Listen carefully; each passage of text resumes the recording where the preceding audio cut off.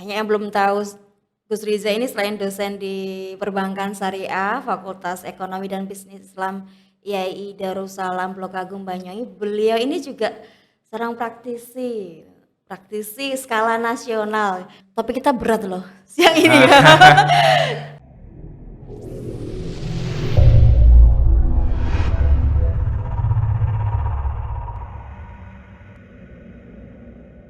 Assalamualaikum warahmatullahi wabarakatuh. Ketemu lagi dengan Waalaikumsalam.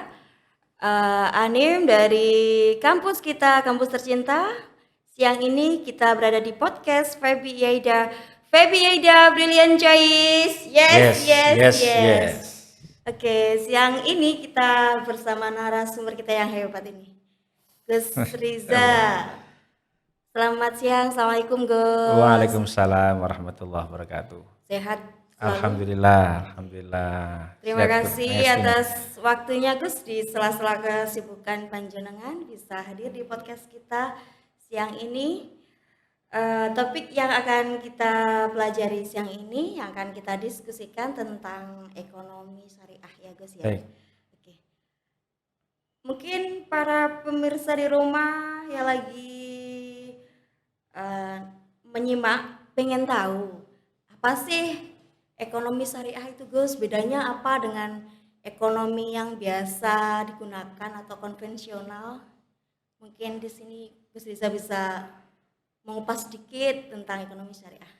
Jadi terkait dengan ekonomi syariah, saya kira adalah satu disiplin keilmuan ya yang sangat berbeda dengan ekonomi konvensional. Jadi terutama adalah pada bahwa ekonomi syariah ini bukan sebuah ilmu ekonomi yang bebas nilai, tapi dia merupakan sebuah ilmu yang terintegrasi dengan prinsip dan value keislaman itu sendiri. Sehingga apa yang ada di dalam Islam, nah ini kemudian sudah terabsorb, sudah menjadi satu dan menjadi prinsip yang ada di dalam ekonomi syariah itu sendiri. Nah sehingga ketika mengkonsumsi ya berarti konsumsinya harus di bawah mustawa tabdzir maupun israf misalkan. Ketika dia berproduksi maka produksinya dilarang membahayakan diri sendiri maupun orang lain. La dharor wa la diror. Ya, kemudian juga produksinya dilarang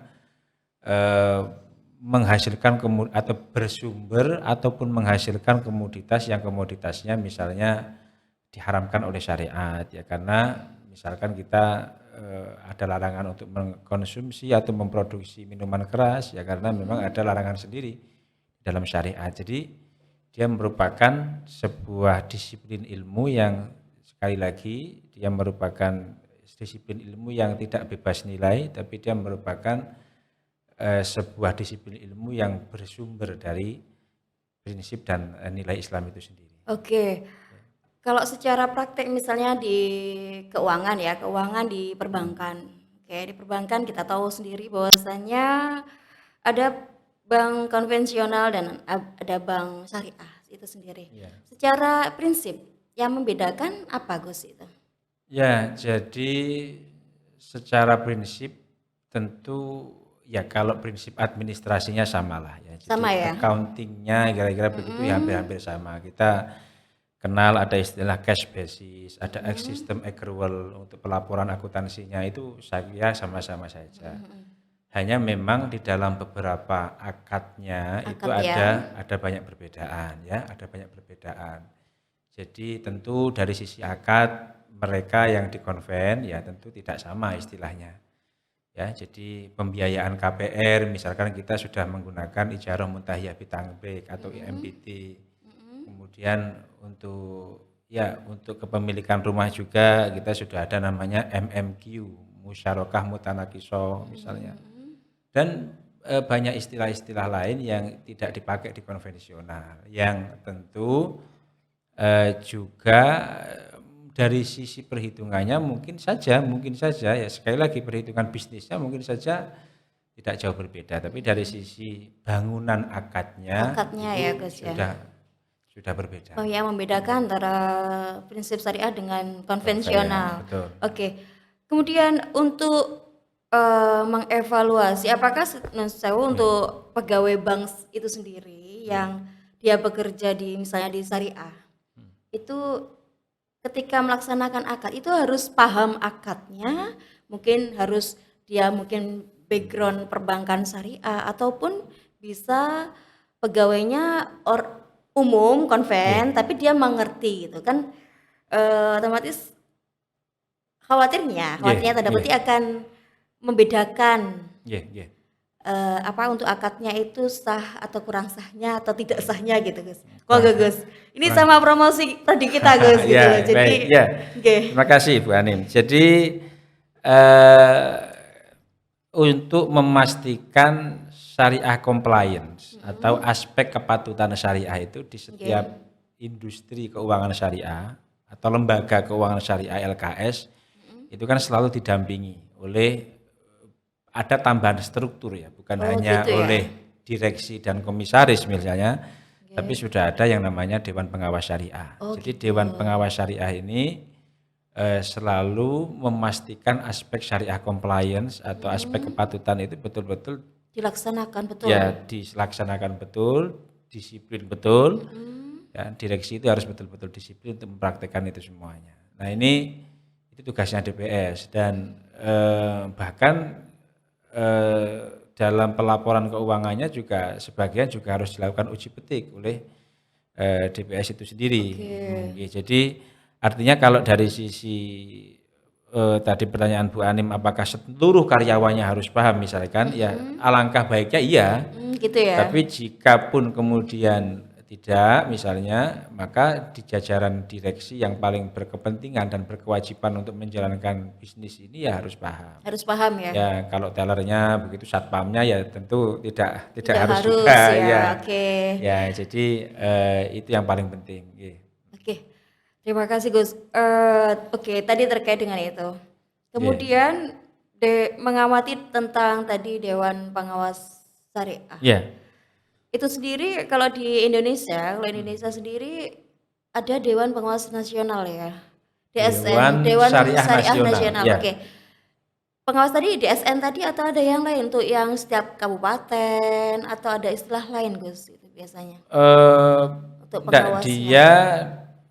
Dia DSN itu organ yang memiliki DPS. Jadi DPS itu sebenarnya kepanjangan tangan dari Dewan Syariah Nasional. Dia tidak ditetapkan per kabupaten per kota gitu, tapi per industri. Gitu. Per segmentasi di industri. Jadi kalau misalkan muamalat, ada bank muamalat, bank BSI ya. Kemudian kalau pasar modal PT apa, nah itu setiap perusahaan harus ada DPS-nya. Dan itu melalui fit and proper yang cukup ketat ya, semakin tahun semakin bukan hanya di fit and proper tapi juga dibobot. Artinya dibobot itu jadi keaktifannya itu diberikan peringkat pembobotan lah kira-kira begitu sehingga dalam setiap momentum yaitu sekarang 5 tahun sekali itu harus dilakukan perpanjangan terhadap perizinannya seperti itu. Ya dan itu sudah di OJK sudah disegmentasi setiap industri misalnya yang perbankan ya dia ada direktoratnya sendiri, kemudian pasar modal ya, itu ada namanya ASPM ahli syariah pasar modal, kemudian di misalnya IKNB industri keuangan non bank misalkan juga sudah ada direktoratnya sendiri, asuransi syariah misalnya. Nah ini semuanya dalam rangka tadi itu tujuannya memastikan jalannya syariah compliance di setiap industri yang diawasi. Seperti itu. Terima kasih. Untuk pemirsa ya mungkin banyak yang belum tahu Gus Riza ini selain dosen di Perbankan Syariah Fakultas Ekonomi dan Bisnis Islam IAI Darussalam Blok Agung Banyuwangi, beliau ini juga seorang praktisi skala nasional. Mungkin Gus Riza bisa cerita dikit biar banyak yang tahu dan mungkin nanti ada yang mau tanya bisa share di chat ya. nanti akan kami tindak lanjuti Iya. untuk sesi selanjutnya. Monggo Gus Iya. cerita dulu dong biar Ya. kami tahu.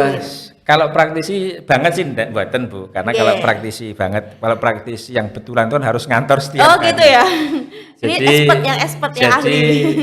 jadi ya sifatnya kita tadi itu, kita sebagai organ kepanjangan DSN tadi memastikan tadi itu saja. Yang ya sekali lagi ya sebagai apa ya, fungsi raqabah pengawasan ini menurut saya ya menjadi sangat penting, Penting bukan ya, ya sangat menjadi penting. sangat penting ya, apalagi saya di ASPM kebetulan di pasar modal ya, Oke. dan sudah memasuki ya kepanjangan atau memasuki tahun atau periode 5 tahun yang kedua ini, Oke. yaitu saya pikir semakin lama semakin ya prosesnya tidak semakin ringan ya, tapi Makin tapi kita Penuh tantangan.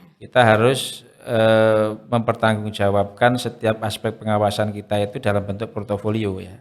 Oh, Jadi seperti itu portofolionya ya. bisa sertifikat, bisa kemudian rapat-rapat yang kita lakukan bersama dengan direksi, misalnya opini syariah yang merupakan feedback dari apa yang dilaporkan oleh direksi misalkan, termasuk juga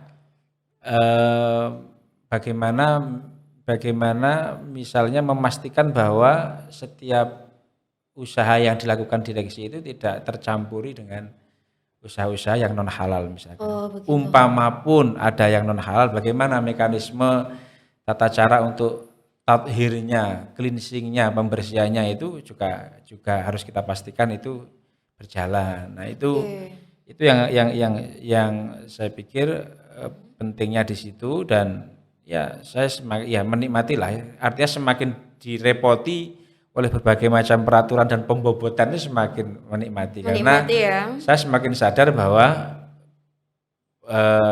aspek pengawasan ini bukan hanya bertanggung jawab pada direksi, tapi memastikan bahwa prinsip dan nilai-nilai fikih kita itu betul-betul terimplementasi di industri. Nah, itu seperti kan itu. berarti Manfaat ada ya, dunia akhirat. tanggung jawab itunya juga saya Oke. kira yang harus yang menjadi motivasi kita. Oke. Nggih. Terima kasih Gus. Oke. Mengacu tadi peran Gus Riza. Nggih. Tadi saya mendengar tentang pasar modal ya Gus ya. Nggih. Pasar modal itu sendiri. Mungkin pemirsa pengen tahu apa sih bedanya pasar modal sama pasar uang gitu loh. Selama ini kan kita tahu misalnya kita masuk bank itu ya, kan ada nilai $1 berapa rupiah, Ya. €1 berapa rupiah, seperti itu.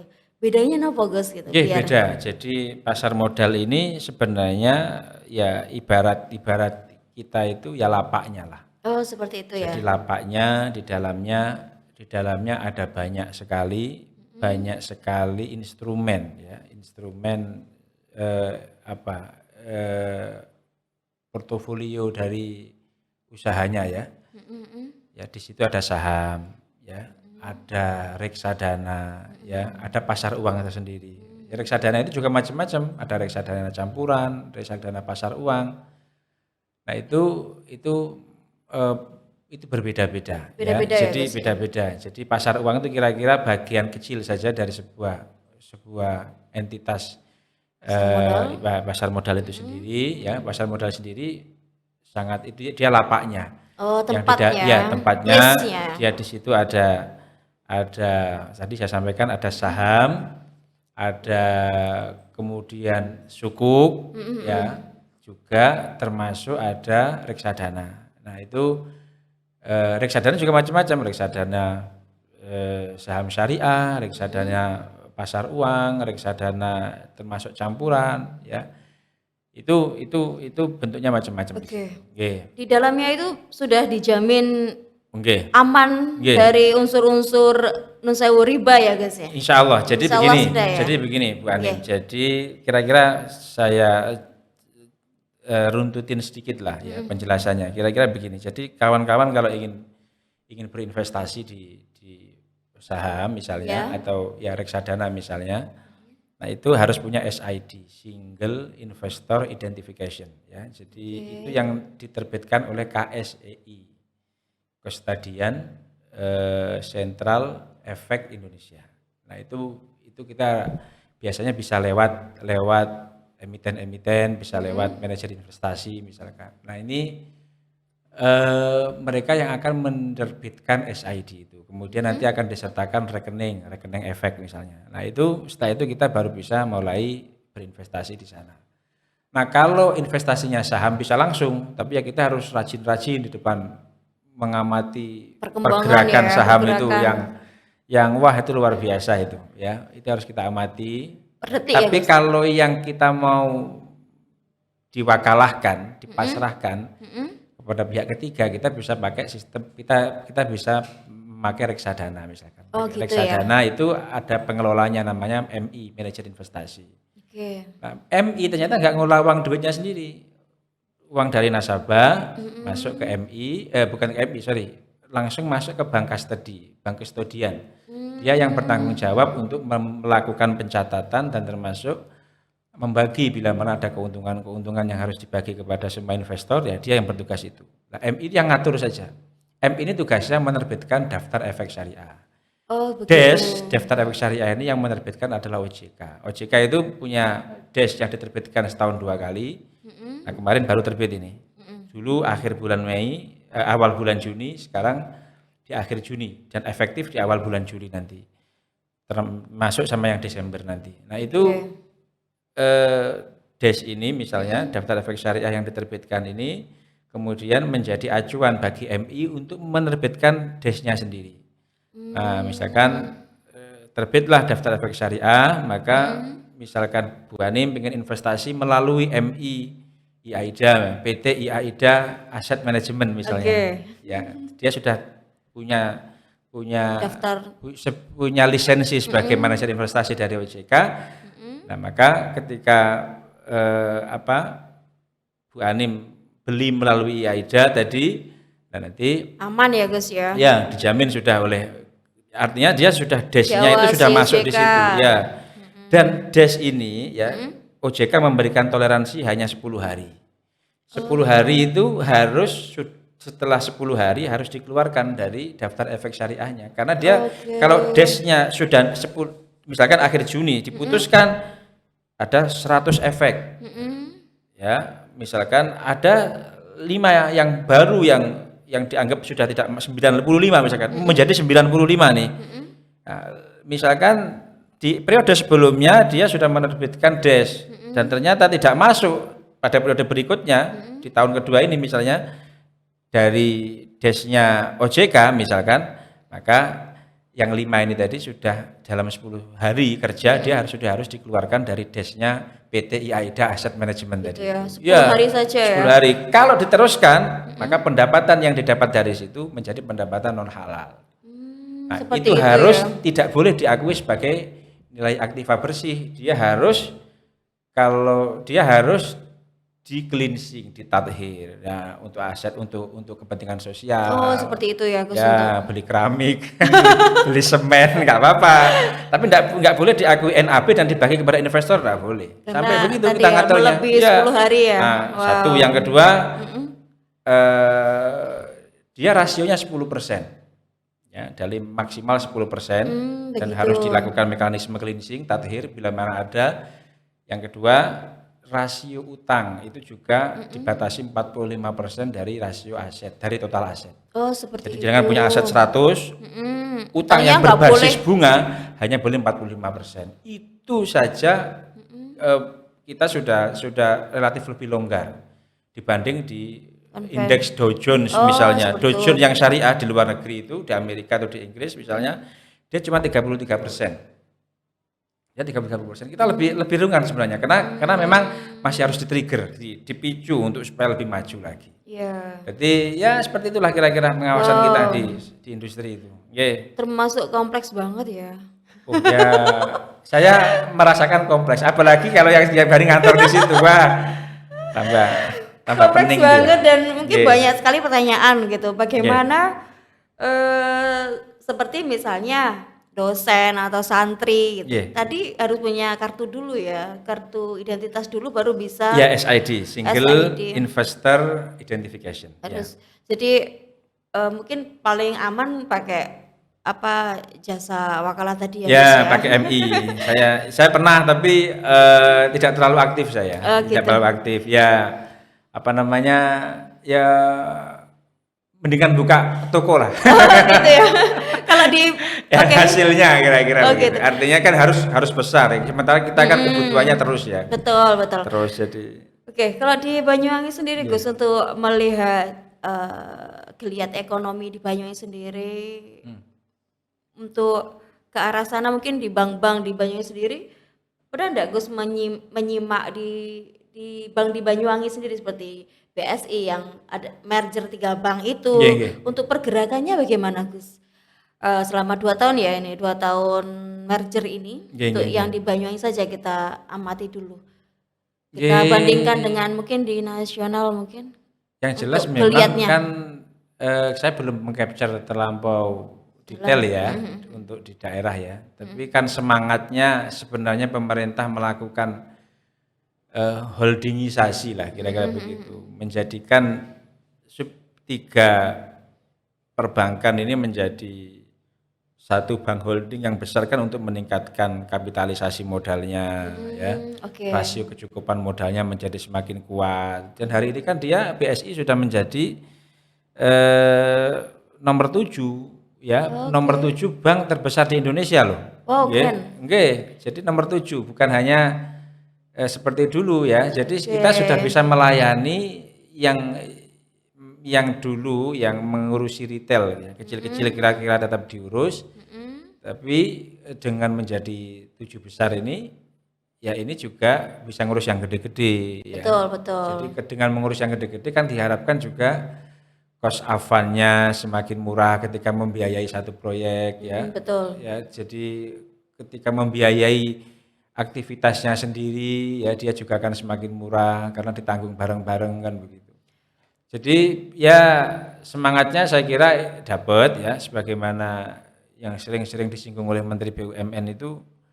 Jadi semangatnya holdingisasi itu ya untuk meningkatkan apa namanya kapasitas dirinya ya. Kemudian juga selain itu juga apa meningkatkan apa ongkos produksinya lah kira-kira begitu atau Menekan ya. menekan ya. Nah itu apa namanya dan itu yang dikerjakan oleh negara kita. Bank sudah begitu, bank syariah. Oke. Kemudian semen, ya pupuk kan semua sudah diholdingkan. Dan Oke. saya kira semangatnya baik. Kalau di Banyuwangi saya belum mengcapture terlampau banyak, tapi saya pikir ya senafas dengan apa yang dilakukan oleh pemerintah pusat. Nah, saya kira termasuk di daerah ya itu juga apa ya tinggal mengikuti lah apa yang menjadi kebijakan pusat ya dan dengan cara seperti itu saya yakin ya ke depan aspek apa sisi modal kita akan semakin kuat ya.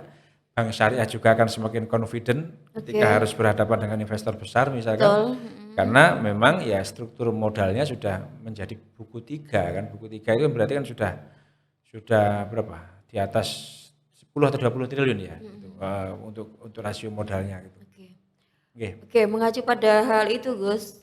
Ternyata Bank Syariah sendiri untuk peminatnya bukan hanya muslim aja. Nggih, nggih. Dari beberapa diskusi dengan praktisi juga, ternyata banyak non muslim juga gabung. Mungkin ada beberapa hal seperti kemudahan yang didapatkan Betul. pada saat menjadi nasabah. Dan saya juga pernah mengikuti seminar, itu ada statement bahwasannya secara angka Indonesia itu didominasi oleh muslim. Mhm. Tetapi untuk perolehan laba di perbankan syariah dibandingkan dengan beberapa negara seperti apa mungkin di Timur Tengah, kita masih ibaratkan raksasa yang tertidur. Nggih, nggih, Ada betul. istilahnya giant sleep gitu, raksasa yang Ya. tertidur karena masih untuk persentase perolehan dari nisbah atau bagi hasil dari bank syariah itu sendiri masih relatif kecil dibandingkan dengan bank-bank konven seperti itu. Dan dibandingkan dengan Indonesia yang muslimnya banyak tapi Ya, kalau untuk yang menggunakan jasa di jasa syariah sendiri masih berarti kan masih relatif agak dibandingkan ya. dengan konven itu di bawahnya gitu. Gimana Gus untuk memicu supaya muslim itu mau yuk gitu loh. Kita Ya, ya, lebih amankan gitu, lebih betul. amankan, lebih membarokahkan. Ya, ngerjekeni barokai. Betul Iya, kan kita iya. nggak tahu ya, Iya. mungkin kita perlu ya dibenahi gitu Ya. dari sisi-sisi hal Mm, penggunaan betul, jasa lebih betul, syariah betul. atau bagaimana, monggo Gus. Nggih, jadi makanya kan kita salah satunya kiatnya pemerintah kan melakukan holdingisasi itu, Bu. Seperti itu. Ya, jadi gambaran sederhana lah kira-kira. Kalau di Genteng misalkan ya, Oke. umpamanya eh, kantornya BCA, Oke, kemudian bersama dengan di sampingnya ada misalkan dulu ya BRI Syariah betul. atau BSM. BNI Syariah atau BSM misalnya. Kan panjenengan bisa ngelihat kira-kira begini kira-kira. Kalau kemudian BCA sewa gedung di daerah itu misalkan. Berapa sih misalkan per bulan anggaplah 10 juta misalkan. Gaji karyawan juga berapa? Nah, misalkan total jenderal juga 10 juta per bulan. Misalkan pendapatannya 50 juta, ada keuntungan 30 juta misalkan untuk yang Betul. BSI atau BSM atau BNI Syariah dulu. Sementara dia beban sewanya sama dengan yang BCA. BCA-nya sudah pendapatannya sudah 1 miliar per bulan. Sewa gedungnya sama, karyawannya juga sama, ya kan? Maka Betul. ini maka eh, cost of fund-nya menjadi semakin tinggi buat Tinggi ya. buat buat BSM, buat BNI Syariah, buat BRI BRI Syariah, Syariah. BNI Syariah misalkan dia dia kecil, dia harus berkantor di jalanan yang kalau nggak berkantor di jalan arteri atau di jalan nasional kan juga siapa yang mau datang ke Iya bank itu betul. ya. Tapi ketika dia strukturnya sudah diperkuat, Betul. ya kapitalisasi modalnya sudah diperbanyak, sudah semakin confident dia jejer kalau BCA Syariah itu wani ae. Oh gitu ya. Karena BCA sudah 1 miliar per bulan, dia sudah misalkan 700 juta. Tidak terlalu Dari besar merger gitu loh. tadi ya. Iya, untuk biayai karyawannya, untuk biaya sewanya. Nah, itu maksudnya begitu. Sama dengan ketika harus memodali banyak proyek misalkan. BCA sudah membiayai proyek gede-gede. Betul. Ya kan? Investor besar Besar dan banyak. Ya kan? dan mampu ya. Ya, ketika tidak di holding ya, bank syariah hanya kecil-kecil, yang dibiayai kecil, yang dibiayai tidak terlampau besar, sehingga mau tidak mau apa yang dilakukan dia, sementara biayanya juga hampir-hampir sama, sementara kapitalisasinya kecil, yang dibiayai juga proyek yang kecil-kecil, mau tidak mau ya yang dibebankan adalah eh, biaya apa bahasanya bagi hasilnya, profit sharingnya menjadi mahal. Betul betul. Ya kan, coba ujurnya menjadi mahal. Orang kalau pinjam ke syariah sebelum Merge diholdingkan ya. menjadi BSI ini Ya. di merge jadi BSI ini pasti akan bilang mahal. Oh gitu ya. Pinjam ya pinjam. Kenapa? Karena cost of fund-nya sendiri sudah mahal dia. Gitu loh. Membiayai satu proyek itu sudah mahal. Nah, tapi kalau Gabung digotong jadi bersama-sama. bareng-bareng, kemudian eh, biayanya digotong bareng-bareng, proyeknya diperbesar kan, umpama di sini agak ada kecil untungnya kan bisa dikompensasi dari proyek yang lain gitu loh, Bu. Betul. Nah, Memang. seperti bank-bank yang gede juga begitu. Nah, saya kira dengan cara seperti itu bank syariah akan semakin confident ke depan itu untuk ya apple to apple lah, hadap-hadapan Oke. langsung dengan bank BCA itu sudah misalkan ya atau bank-bank konvensional yang lain dia sudah wah confident juga gitu. Dengan itu ya Oke, dengan cara itu. menggabungkan semakin kuat ke depannya. Insya Allah. Semakin kuat. Jadi Oke. ya, siap Bu. Oke, terima kasih Gus. Mungkin di sini setelah kita Iya. tadi ngobrol panjang, lebar dan topik kita berat loh siang ini ya. Mungkin Sudah berat siang-siang lagi. Jadi Oke, mungkin- untung nggak puasa. Kalau puasa sudah mungkin ketiduran di sini. ada, Ya. mungkin ada pesan untuk pemirsa di rumah yang Ya, lagi menanti pesan dari ilmu-ilmu yang mungkin menjadi bisa ditularkan iya. ke pemirsa. Mangga Gus. Ya, saya kira apa ya? Ya, kita harus confident ya. Jadi akademisi yang dia harus confident, dia harus menjadi orang yang eh, ya expert betul di akademisinya. Dan tapi juga jangan lupa bahwa eh, setiap pengetahuan itu harus kompatibel sesuai dengan kebutuhan di lapangannya. Ya, Oke. jadi kira-kira ya baca kitab ya baca Quran gitulah. Oh, Ya baca Quran, balance ya. ya baca Quran ya baca jurnal. Oh, seperti itu. Ya juga baca majalah. Ya itu akan memberikan apa ya sense of reality kita. Jadi perasaan kita untuk melihat realitas itu akan betul-betul bisa apa ya? Oh kira-kira, oh ini kalau dalam teorinya begini gitu kira-kira. Oh teori ini kalau pas kira-kira di istilah apa ya di sini gitu. Jadi akan selalu eh, berkejaran antara kebutuhan bagaimana percepatan di dunia industri dan kemudian ilmu yang sebenarnya ilmu itu ya semua ya termasuk di fatwa-fatwa DSN yang saya baca yang sekarang sudah 150-an fatwa itu ya selalu sama sebenarnya. Qur'annya ya dimulai dengan surat Al-Maidah ya aufu bil uqud misalkan. Selalu begitu-begitu aja. Cuman kemudian ketika kita melihat realita perkembangan di